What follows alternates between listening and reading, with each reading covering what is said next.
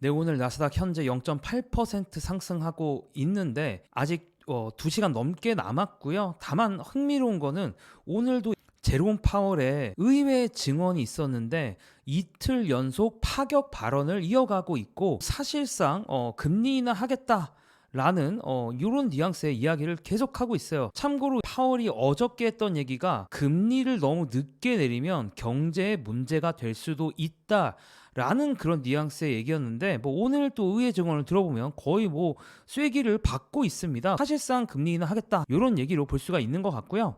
오늘 그럼 파월이 어떤 얘기를 했는지는 김 파월을 모시고 들어보도록 하겠습니다.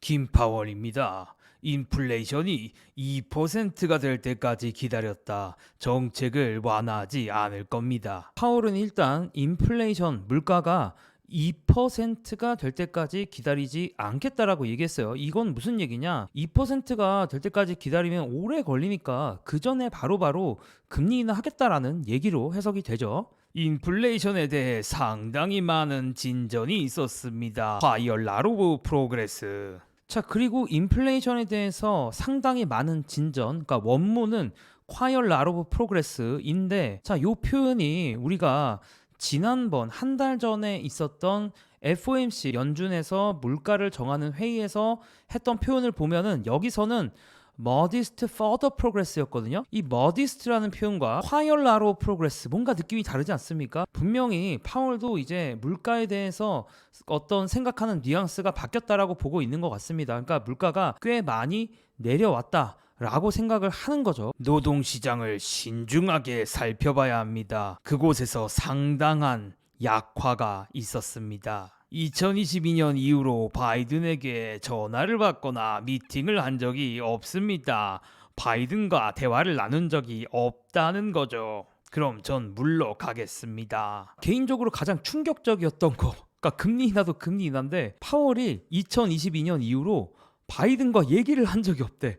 아니 이거 도대체 뭐야? 바이든 연준 의장도 잊은 건가? 뭐 이런 생각이 들었고요.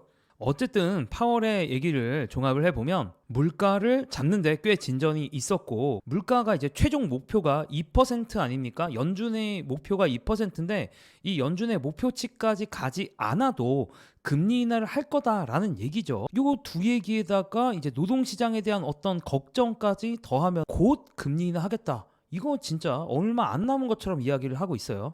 그래서 시장에서는 일단 7월 말에는 금리 인하를 안 할 거라고 보고 있는데 이제 9월에는 적어도 한번 금리 인하하고 그리고 12월에 한번 또 금리 인하를 해서 올해 2번은 금리 인하를 하지 않을까라고 일단은 보고 있습니다.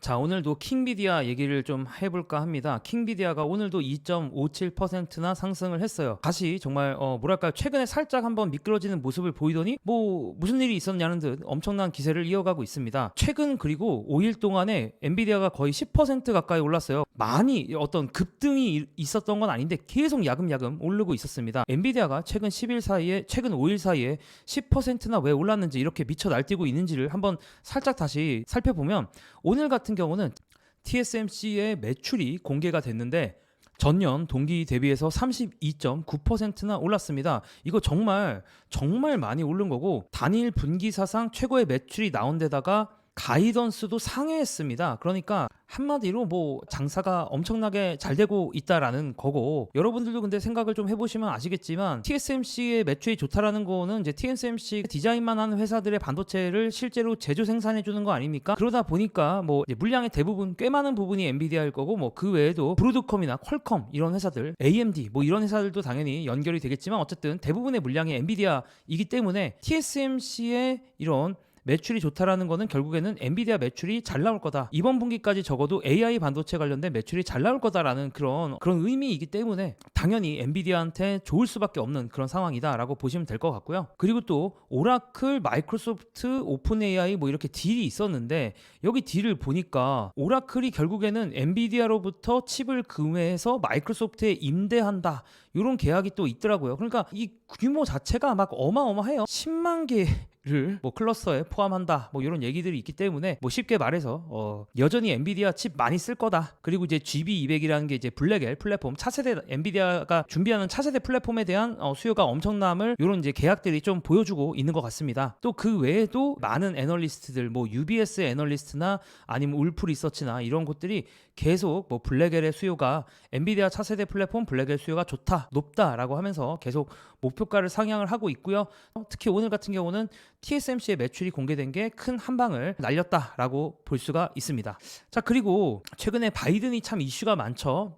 바이든이 그 대선 토론에서 워낙 좀 정신이 나간 모습을 보여줬기 때문에 이 민주당 내부에서도 상당한 반발이 있어요. 그래서 낸시 펠로시 같은 경우도 바이든이 이런 대선 레이스를 한다고 한 결정을 좀 재검토해야 된다. 아니 이제 서열 넘버 3도 지금 이렇게 바이든한테 태클을 걸고 있는 그런 상황이고요. 심지어 이제 조지 클룬이라고 해서 항상 이제 그 민주당 후보들을 위한 펀드레이징 그러니까 모금 행사를 항상 주최했었던 배우 원래 이제 오션스 시리즈로도 유명한 조지 클루니가 자기가 바이든 너무 좋아하지만 예전의 바이든이 아니고 바이든은 이제 더 강력한 후보를 위해 물러나야 된다라고 하면서 바이든의 사퇴 압박이 계속 커지고 있는 그런 분위기다라고 말씀드리고요. 그리고 또 월스트리트저널에서 바이든한테 또 한 방 매기는 기사를 썼는데 바이든의 이너서클 그러니까 바이든의 측근들이 바이든의 노화의 징후를 감추기 위해 노력한 방법에 대한 그런 기사를 썼습니다. 그래서